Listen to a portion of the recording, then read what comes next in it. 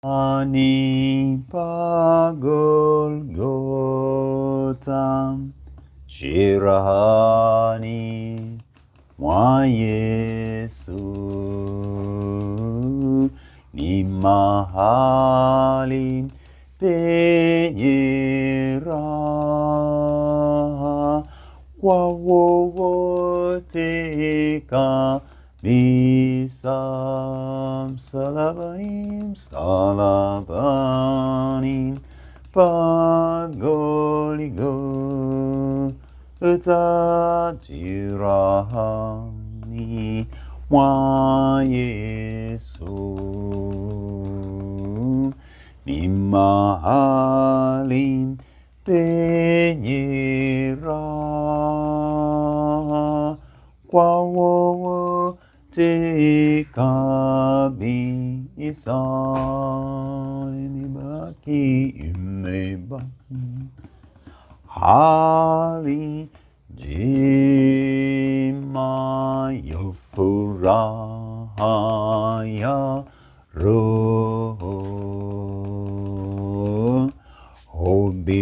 hubirini pote kote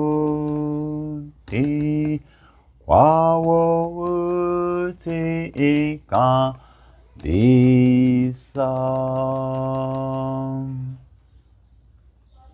Wewe ni mkuu sana, Mungu mtakatifu, Baba wa rehema na neema, katika jina la Yesu Kristo lenye nguvu na uweza, lililojaa neema. Asante kwa siku hii, kwa saa hii tena, Baba yetu wa mbinguni, likatukuzwe tena jina lako na yakatimizwe tena mapenzi yako.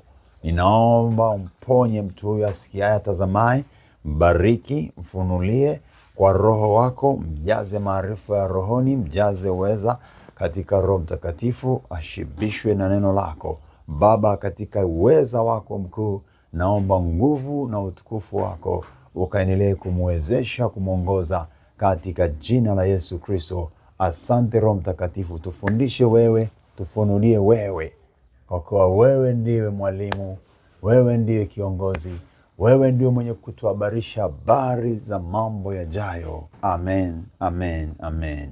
Bwana Yesu akupe raha nafsini mwako, utulivu, akujaze neema, akuwezeshe kwa uweza wake mkuu, utembee katika mapenzi yake. Barikiwa. Amina, amina. Karibu sana katika muda mwingine mzuri wa chakula cha kiroho. Tunahitaji kushibishwa ya rohoni siku zote, saa zote, wakati wote, kwa kuwa hayo ni msingi na muhimu sana kwetu. Amina. Haleluya. Karibu na tujifunze kwa habari ya kile ambacho Biblia imeshatufunulia. Maarifa kuongezeka, nyakati za mwisho, au niseme nyakati tulizo nazo. Biblia inasema maarifa yataongezeka. Kwa hiyo tuangalie habari hii ya kuongezeka kwa maarifa, kuongezeka kwa maarifa, kuongezeka kwa maarifa katika nyakati tulizo nazo. Sasa kuna maarifa ya rohoni, kuna maarifa ya mwilini, kuna maarifa ya duniani, kuna maarifa ya Mungu. Kuongezeka kwa maarifa mengi yaliyo kinyume na Mungu nyakati hizi tulizo nazo. Neno la Mungu katika kitabu cha Daniel. Kusoma kitabu cha Daniel, Ezekiel na Ufunuo vina fanano sana. Kuna unabii, kuna utabiri ambao humo ambao kiuangalia vinaeleza kitu kinachoelekea kufanana sana. Nyakati zilizopita, zilizopo na zinazokuja, katika Daniel, katika Ezekiel na katika kitabu cha Ufunuo wa Yohana. Ufunuo wa Yohana sura ya 12. Nianzie tu mstari ule wa pili. Daniel 12 mstari wa pili, nitaenda mpaka ule wa 4. Tutawatazama ule wa 4 sana, alafu baadaye nitasoma mahali pengine. Anasema tena, wengi wa hao walalao katika mavumbi ya nchi wataamka. Anasema wataamka, wengine wapate uzima wa milele, wengine aibu na kudharauliwa milele. na walio na hekima watang'aa kama mwangaza wa anga, na hao wawaongozao kutenda haki watang'aa kama nyota milele na milele. Lakini wewe, Daniel, yafunge maneno haya, ukakitie muhuri kitabu hata wakati wa mwisho. Wengi wataenda mbio huko na huko, na maarifa yataongezeka. Amen. Na maarifa yataongezeka. Ukianzia mstari wa kwanza anasema, wakati huo Mikael atasimama, jemedari mkuu asimamaye upande wa wana wa watu wako, na kutakuwa na wakati wa taabu. Nasema kutakuwa na wakati wa shida na taabu sana. Lakini ameenda mstari wa pili akieleza kwa habari ya watu kufufuka. Ni wakati ambapo watu watafufuka. Anaposema walalao katika mavumbi ya nchi wataamka, maanake kufufuka kutoka kwa makaburini. Alafu anasema watapata uzima. Kuna ambao watapata uzima wa milele, wapate uzima wa milele, na wengine watapata kudharauliwa milele. Wengine watapata furaha ya milele, heshima ya milele, wengine watapata aibu ya milele, kudharauliwa milele. Alafu anasema ndipo wale wenye hekima ya Mungu watakapong'aa. Watu wenye hekima ya Mungu. Sasa tuanze kutazama hapo wenye hekima ya Mungu, ambao ndio tukienda na mstari ule wa 4 juu ya maarifa kuongezeka. Sasa hapo wenye hekima ya Mungu wakati huu wa sasa na wakati unaoendelea kuja, wenye hekima ya Mungu hawatakuwa wepesi na wala hawatakamatika katika maarifa hayo ambayo yanaendelea, maarifa yasiyo sahihi na kudanganyika. Hawatadanganyika.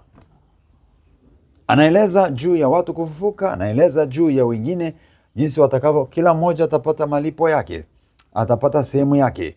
Wengine aibu ya milele, wengine heshima ya milele. Na katika Ufunuo anasema heri wafu wafao katika Bwana, heri watu wanaokufa, heri waliokufa katika Bwana, heri wanaokufa katika Bwana tangu sasa. Anasema kwa sababu wamejitengenezea tayari mazingira mazuri. Bwana Yesu asifiwe. Heri wafao katika Bwana. Na anasema kutakuwa na kung'aa. Wenye hekima ya Mungu ni watu wanaong'aa. Ni watu ambao kuzimu ikiangalia wanapata shida, wanaumia, kwa sababu wenye hekima ya Mungu tayari kwao ni maumivu, ni silaha. Kumbuka Biblia inasema katika Yeremia sura ile ya 50 na mstari wa 20 kwamba sisi ni silaha ya Bwana. Sisi ni silaha ya Bwana. Wewe ni silaha ya Bwana. Wewe ni rungu. Wewe ni silaha ya Bwana. Wewe ni rungu. Haleluya. Kabisa kwamba kwa wewe Bwana anahitaji kuvunja na kuharibu. Yeremia 51 mstari wa 20. Yeremia 51 mstari wa 20. Kama wewe ni silaha ya Bwana basi kwa hiyo ninasema kuzimu wanapata shida. Ufalme wa giza lazima uharibike. Sasa nasema watang'aa, na wanaoongoza kutenda haki na wenyewe wanaambiwa watang'aa kama nyota milele na milele. Watakuwa kama nyota. Kwa hiyo wenye hekima ya Mungu na wenye kuongoza watu kwenda katika hekima, basi na wenyewe watapewa kung'aa sana. Anasema lakini wewe Danieli, yafunge maneno haya, ukayatie muhuri. Ukatie kitabu muhuri. Kigongo muhuri. Inachogongwa muhuri maana yake kimefungwa. Kuna anayestahili kufungua. Alafu anasema hata wakati wa mwisho. Hata wakati wa mwisho. Mpaka wakati wa mwisho utakapofika. Mpaka wakati wa mwisho utakapofika. Ndipo anaendelea pale sasa anasema wengi wataenda mbio huko na huko. Sasa hivi ni wakati ambapo tayari unaona kuna watu wanatangatanga sana. Watu wanakimbilia huku. Wakitafuta neno la Mungu. Wakitafuta uponyaji. Sasa wengine wamefanikiwa. Wengine wako sahihi. Lakini wengine ni kwamba hawana imani. Na ndani yao hawana kitu. Pia hawana maandiko matakatifu. Hawana neno ndani. hawajashiba. Wengine ni kwa sababu ya kukosa msimamo wa kiimani na wamedanganyika, wamepotea, wanakwenda huko na huko. Ni nyakati ambazo Yesu pia alizisema. Kwa hiyo kuna watu ambao wanayumbayumba kiimani, kiroho, wamenyanyasika, wengine wamejinyanyasa wenyewe, wengine wamejipeleka, wameingia kwenye madhabahu ambazo sizo, tayari wamevikwa roho za hovyo za giza, wanateseka. Anasema watu watababaika. Sasa wanasema wanaobabaika, Biblia inasema katika Yakobo kwamba mwenye mashaka, asiye na imani, ni kama mawimbi ya bahari yanayoweza kuchukuliwa kutoka huku yakapelekwa kule, kaskazini, kusini, mashariki, magharibi, pote yanaweza yakapelekwa, kwa sababu hayana nguzo ya kusimamia. Chenye nguzo ya kusimamia, mawimbi yakija kinasimama na nguzo imesimama imara. Sasa imani ni katika Yesu Kristo. Imani ni zaidi ya nguzo. Imani inatufanya tusimame mahali moja, tusiyumbe, tusidanganyike. Haleluya. Anasema sasa niende sasa pale, anasema wengi wataenda mbio huko na huko. Alafu anasema na maarifa yataongezeka. Kuongezeka kwa maarifa. Sasa nimesema kuna kuongezeka maarifa yaliyo mazuri, alafu kuna maarifa yaliyo mabaya. Na katika hapo, kwa asilimia kubwa, wengi au niseme watu wengi wameingia kwenye maarifa ambayo sio. Wengi sana, ni wachache ambao wapo kwenye maarifa ya Mungu, maarifa ya rohoni, maarifa ya Roho Mtakatifu. Wengi wamenaswa kwenye maarifa ya kupotea. Wengi wamenaswa kwenye njia za kupotea. Wengi wamenaswa kwenye udanganyifu. Na sio fikira zangu, wala sio tu maneno yangu, ni Biblia. Anasema maarifa yataongezeka. Sasa kuna maarifa mazuri, hayana shida, lakini maarifa mengine ni hatari. Ukichunguza sasa hivi ulimwengu, maroboti yanatengenezwa, masanamu yanatengenezwa, watu wanaeleza, kuna mambo yanaelezwa kwamba watu wanaoa au wanafanya lile roboti ndio mke wake, yale masanamu. Ule ni sanamu, unajua. Na Mungu alisema sanamu hapana, msisujudie sanamu. Sasa watu kabisa wanaikumbatia kuoa sanamu. Ni maarifa kuongezeka. Aina ya mitindo ya maisha, uvaaji, namna ya watu wanavyoenenda, maarifa yameongezeka. Na wengine wameingiza mpaka kanisani. Maarifa ya duniani wameyaingiza kanisani. Hapo inamaanisha au wanaashiria kwamba Roho Mtakatifu amepungukiwa, Mungu amepungukiwa, ameshindwa kuwapa maarifa. Kuna maarifa watu wanayatumia kwenye uimbaji, kwenye ukaaji, kwenye uvaaji, kwenye kuabudu kanisani, ambayo sio. Angalia maarifa unayotumia, angalia style unayotumia, angalia mwenendo unaoenda nao. Lazima tuhakikishe huu unampendeza Baba yetu wa mbinguni, umetoka kwake, kwa sababu yeye ni Mungu anayetujaza maarifa ya kweli, mazuri. Na ya Mungu yamejaa, ni mengi sana, lakini watu wamekimbilia maarifa ya dunia, maarifa yaliyobeba cha shetani. Wengine hawajajua, wengine wameamua wenyewe. Basi tujilinde wapendwa. Bwana Yesu akubariki. Maarifa yataongezeka.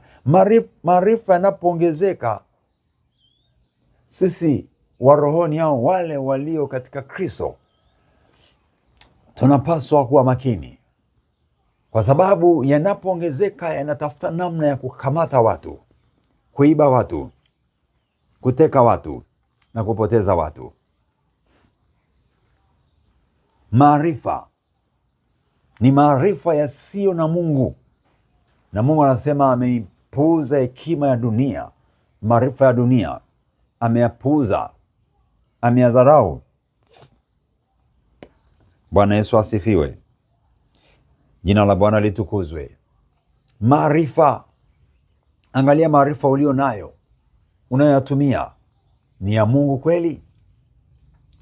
Na watu najua wametaka kurahisisha maisha. Wanapotaka kurahisisha maisha, ndipo wanaingia kwenye maarifa ambayo si ya Mungu. Mungu ana njia za mkato. Wakati mwingine tunaweza tukapata shida kwa kipindi fulani, lakini kumbe tumetengeneza msingi imara sana, mzuri sana, tukafanikiwa vizuri sana katika maisha yanayoendelea. Kwa watu walioendelea ni watu waliojaa maarifa ya Mungu, sio maarifa ya duniani. Watu wanajidanganya. Walioendelea ni watu wenye maarifa ya kimbingu. Hao ndio matajiri, hao ndio waliobarikiwa, hao ndio walioendelea. Sasa tathmini nyingine ni za uongo tu. Tathmini nyingine zinazofanyika kwenye dunia hii ni za uzushi tu, ni za uongo, ni za kudanganya na za kupoteza watu. Na wanaowindwa ni wale wana wa Mungu. Wana wa Mungu ndio wanaowindwa. Mikaeli akasimama upande wa wana wa watu. Sasa Mungu atasimama na sisi. Mungu atasimama na wewe. Dunia inapoenda kuyumba, anasema imeyumba yumba. Hapa anasema watu watakimbia huko na huko. Wakati watu wanakimbia huko na huko, maarifa ya rohoni ni muhimu tuwe nayo. Yatatutuliza, tutatulia. Hatuna kubabaika, hatuna kuhangaika, hatuna kukimbia kimbia. Tumetulia mahali pamoja. Tumetulia mahali pamoja. Tuko uweponi mwa Bwana. Tunasikia sauti yake. Hakuna kuhangaika, hakuna shida, hakuna kubabaika. Haleluya. Angalia Mathayo 24:24 anavyosema Bwana Yesu. Angalia kwa nyakati hizi maarifa yanapoongezeka. Anasema kwa maana watatokea makristo wa uongo. Ni kitu kimoja hicho. Watatokea makristo wa uongo na manabii wa uongo. Anasema nao watatoa ishara kubwa na maajabu. Watatoa ishara kubwa na maajabu. Ndio haya maarifa yanapoongezeka. Wataleta maarifa mengi, kumbe si maarifa ya rohoni wala ya kimungu. Na wengine watatazama, watafikiri haya ni maarifa, watafikiri huu ni upako, kumbe ni upako wa magumashi au wa kuiba, au niseme unaotokana na nguvu za yule adui. Angalia, kuna bandia nyingi imeenea. Maisha ya bandia, miujiza ya bandia, watumishi bandia. Na bandia huwa inafanana sana na halisi, ili mtazamaji, mpokeaji aone ni halisi, kumbe ni bandia.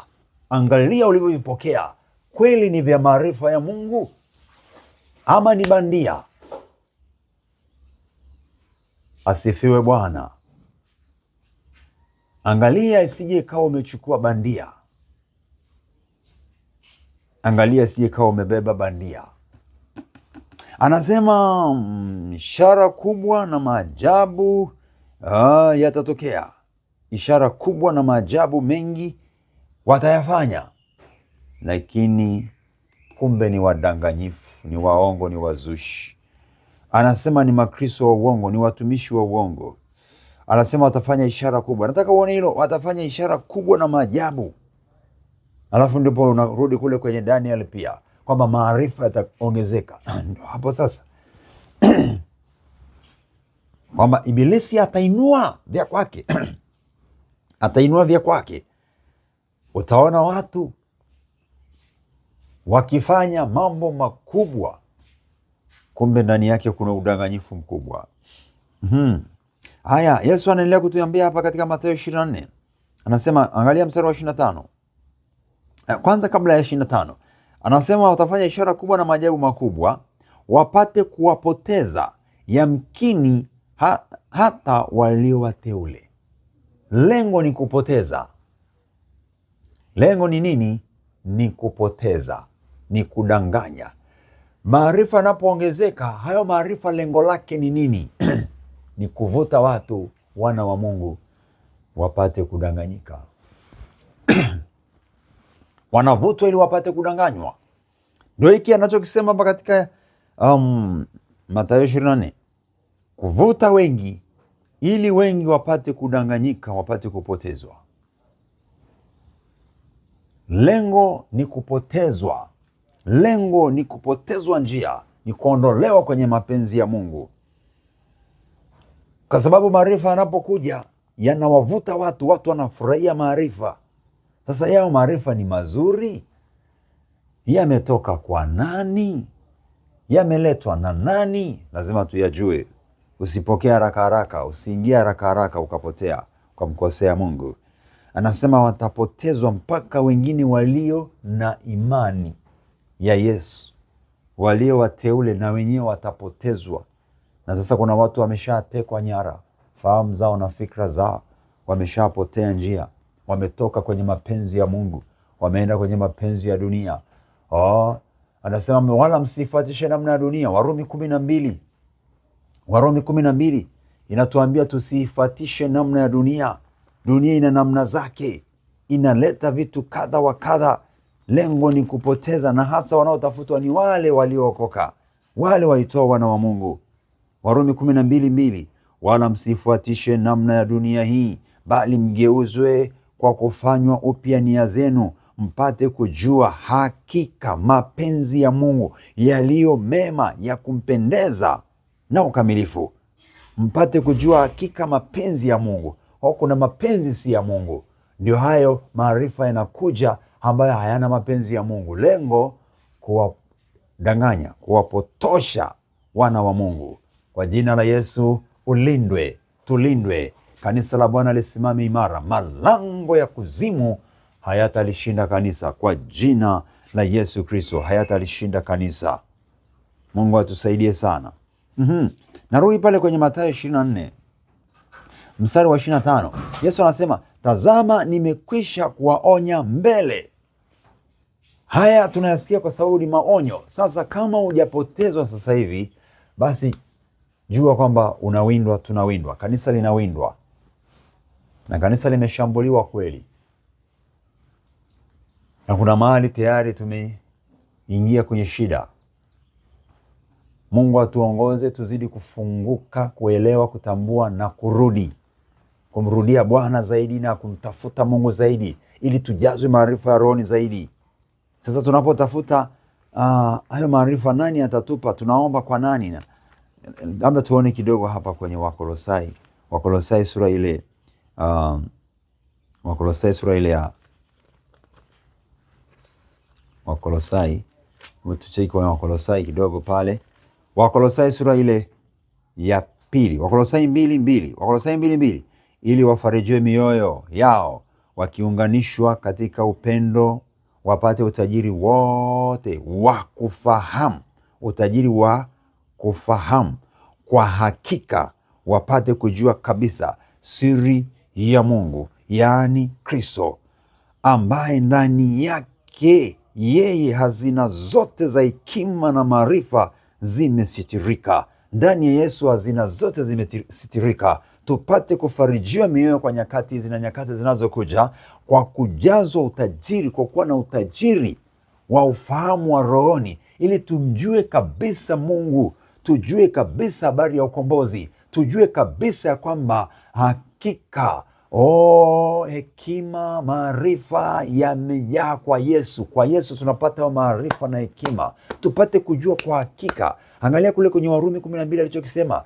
tupate kufahamu kabisa kwa hakika si mapenzi ya Mungu, ili tuyafanye mapenzi ya Mungu, ili tufanye lile la Mungu, ili tusije tukaibiwa, tukadanganyika, tukapotezwa. Siri, hazina nzuri ipo kwa Bwana Yesu. Iko hazina njema kabisa, haleluya, ambayo itatusaidia. Hekima ya Mungu itatusaidia. Kumbuka kule kwenye Daniel ametaja pia hekima, na wenye hekima ya Mungu watang'aa. Na hapa katika Wakolosai 2:2 anasema kwa habari ya hazina hiyo ya hekima ipo wapi? Tunaipata kwa Yesu. Omba kwa Yesu. Tuendelee kumwomba Yesu atujaze hekima ya Mungu, ili tumfahamu vema, ili tuwe na ufahamu wa kutosha, ili ulimwengu unapoleta uongo, udanganyifu, sisi tukiwa tumejaa elimu ya Mungu, maarifa ya Mungu, basi tuwe tuko vizuri. Sasa watu wameng'ang'ana kujazwa na vya dunia sana. Usimwache elimu akaenda zake. Elimu ya mbinguni. Watu wameng'ang'ana na elimu ya duniani. Nguvu zetu kubwa, natumia pesa nyingi, tunasomesha watoto, ni jambo zuri, lakini hatutumii nguvu kubwa kuwasomesha katika habari za Biblia, habari za mbinguni, elimu ya mbinguni. Na Yesu anasema mwandishi mwenye elimu ya mbinguni, watu wenye elimu ya mbinguni ni bora, watafanikiwa sana. Anasema Yesu kwenye Mathayo kule. Sasa elimu ya mbinguni ni kama imefanywa kwa ziada sana, yaani kitu ya ziada kabisa. Tunaangalia sana kuwajaza watoto maarifa ya dunia, lakini upande ule wa kwanza tumeuacha, tumerukia mbele ambako wala siko kwenyewe. Mungu atusaidie. Yesu anasema nimekwisha kuwaonya mbele, ameshatuambia, na Roho Mtakatifu yupo atusaidie. Alituachia Roho Mtakatifu. Yesu anasema atawahabarisha habari ya mambo yajayo. Kwa hiyo kwa Roho Mtakatifu tunapata kufahamu juu ya yale ambayo yanakuja na yapo sasa. Roho Mtakatifu anatusaidia kuelewa udanganyifu ni upi, ukweli ni upi.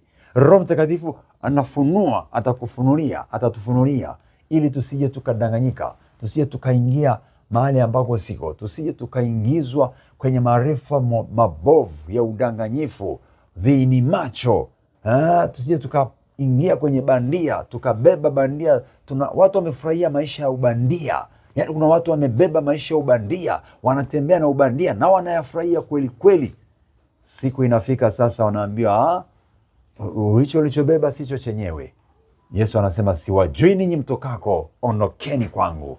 Siwajui ninyi mtokako, ondokeni kwangu. Hawa watu ni kwamba nini kilitokea? Walipokea maarifa ya dunia, walivikwa sura ya ubandia, walibebeshwa ubandia, wakaufurahia ubandia kisicho halisi, wakafikiri wamefaulu, wamefanikiwa, kumbe wamepotea.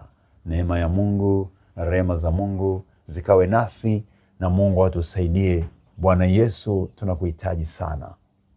Nyosha mkono wako juu, mwambie nakuhitaji Yesu. Sema nakuhitaji Yesu, nakuhitaji na Roho wako. Nijaze na Roho wako, nivike Roho wako. Dunia imejaa udanganyifu, nami naomba Bwana unisaidie. Twende pamoja, mwambie nisaidie Roho ili nisidanganyike. Roho za uovu ni nyingi, roho za udanganyifu ni nyingi. Bwana Yesu nilinde, nisije nikaingia kwenye maisha ya ubandia. Nakataa maisha bandia, nahitaji maisha halisi. Nahitaji maisha halisi yaliyojaa Roho Mtakatifu, yaliyo na wewe Bwana Yesu. Maisha yangu yawe na wewe Bwana, nitembee na wewe Bwana siku zote. Bwana niongoze Mwokozi, nitembee katika njia yako. Wewe ndiwe njia, wewe ndiwe uzima, wewe ndiwe wokovu, wewe ndiye ngome yangu. Nilinde na kuomba Bwana, nijaze Roho wako, nisidanganyike, nisiende huko na huko. Nipe nguvu, nitulie kwako na kuhitaji sana Yesu. Nitakase Bwana, kama kuna bandia imeingia kwangu, naikemea na ikataa, itoke kwangu sasa. Sema tena, itoke kwangu sasa, iniachie kwa jina la Yesu, initoke kwa jina la Yesu. Roho wa neema, naomba tena nijaze neema na niweze kupata maarifa na uwezo wa kupingana na udanganyifu wa dunia. Baba, na kuhitaji tena wakati wote katika maisha yangu. Naomba nivike na uweza wako ili nipate kushinda kwa jina la Yesu. Nami nanyosha mkono kwako sasa nikisema, kila cha adui kiharibike na kutoka, magonjwa, madhaifu na kila namna ya giza na kila namna ya udanganyifu itoke ndani yako, na Yesu akupe uweza, akuvike na nguvu, ayajaze maisha yako furaha, ayajaze maisha yako hakika kwa jina la Yesu. Magonjwa yaondoke, udhaifu wa kiroho uondoke, udhaifu wa mwili uondoke, huzuni zikaondoke, mabaya ya kuachie kwa jina la Yesu. Na ikemea ile nguvu ya ufalme wa adui inayofuatilia maisha yako, mbinu mbaya zilizofanyika na zivurugike saa hii kwa jina la Yesu. Ziondoke mbele yako, mbele yako kaone nuru, mbele yako kaone nuru, mbele yako kaone neema, mbele yako kaone upenyo. Yesu ni njia, kweli na uzima. Baba asante, naomba tawala maisha yetu, tawala mtu huyu, mponye kabisa, ponya Tanzania yetu, ponya Tanzania yetu. Haki katawale, kweli katawale, haki katawale, kweli katawale, haki katika Tanzania. Haki yako Bwana, kanisa likawe kiongozi, kanisa likaonyeshe dira, kanisa lako takatifu. Mungu mtakatifu, kwa jina la Yesu, angazia nuru yako, Mfalme mkuu. Naomba mapenzi yako kwa kanisa lako Tanzania, Afrika yote na duniani kote.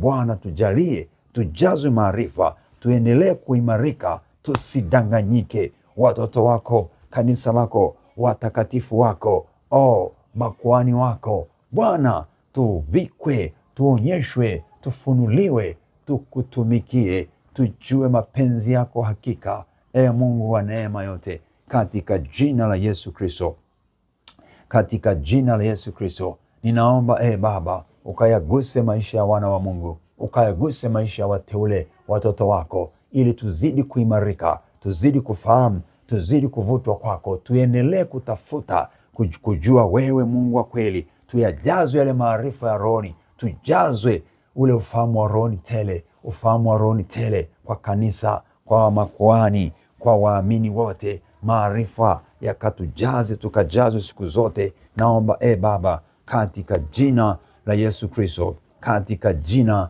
la Yesu Kristo. Sante kwa pendo lako juu yetu, Mfalme wetu na Mungu wetu, katika damu ya Yesu inayonena mema, katika jina la Yesu linaloponya yote, linalotenda yote. Asante kwa uaminifu wako, Mungu uliyejaa neema, Mungu uliyejaa rehema, Mungu uliyejaa fadhili. Kwa jina la Yesu, waliodanganyika Baba, wafungwa akili zao kwa Roho wako Yesu, naomba, ili waone kwamba wamedanganyika, wamebeba maisha ambayo ni kopi, wamebeba si halisi, wamebeba udanganyifu, wamebeba bandia. Waikimbie bandia, waiachie, waje sasa wapokee halisi, halali, haki yao. Baba Yesu, tusaidie, wasaidie, nguvu yako itusaidie, tupate kutambua mapenzi yako kwa hakika, katika jina la Yesu. Bariki malango yetu, bariki vijana, wapate kuishi katika maisha halisi, wasiibebe bandia, maisha yao yasibebe ile bandia. Naomba nguvu yako kwa vijana wa kiume na wa kike, kwa taifa la Tanzania na duniani kote, Bwana, wajaze kufahamu na kufunuliwa tele na kutembea katika mapenzi yako tele, kwa jina la Yesu na kwa damu ya Yesu. Amina. Mungu wa baraka kubariki. Karibu sana, endelea kushiriki nami kazi ya Bwana Yesu. Tuna kazi ya kwenda vijiji kwa vijiji kuhubiri Injili huko. Naomba ushiriki wako, usiache, kwa sababu inakuhusu wewe, kwa ajili ya sadaka yako, maombi yako, maombezi yako, kutuombea na kushiriki kwa sadaka, ili tuweze kuenda kuifanya hiyo kazi. Biblia inasema katika Warumi, wataendaje wasipopelekwa? Kwanza, watahubiriwaje kama hakuna mhubiri? Watasikiaje pasipo mhubiri? Na wahubiri waendaje wasipopelekwa? Basi sadaka yako. Karibu sana. Na namba ziko hapo chini, ukiangalia kwenye screen yako utaziona, hapo kwenye simu yako ukiziangalia utaziona namba ambazo unaweza kuzitumia kwa sadaka hiyo. Karibu. Lakini pia nikutajie ambayo namba hiyo ni 0787 62 75 91, 0787 62 75 91. Hiyo ni Airtel na jina ni Eli Mlinzi Mbise. Lakini pia kuna Voda ambayo pia na jina ni hilo hilo, Eli Mlinzi Mbise, Eli Mlinzi Jeremia Mbise. Na itaja tena ya Voda ni 0762 282 439, 0762 282 439. Hiyo ni Vodacom. Ile ya kwanza ni ya Airtel 0787 62 75 91. Bwana Mungu akubariki, uangaziwe nuru za uso wake, ukajazwe neema, ukajazwe furaha, ukajazwe ushindi, ukatembee katika mapenzi ya Mungu kila wakati na kila saa. Nenda katika mapenzi ya Mungu, nenda ukiwa unatembea huku ukitafakari maandiko matakatifu.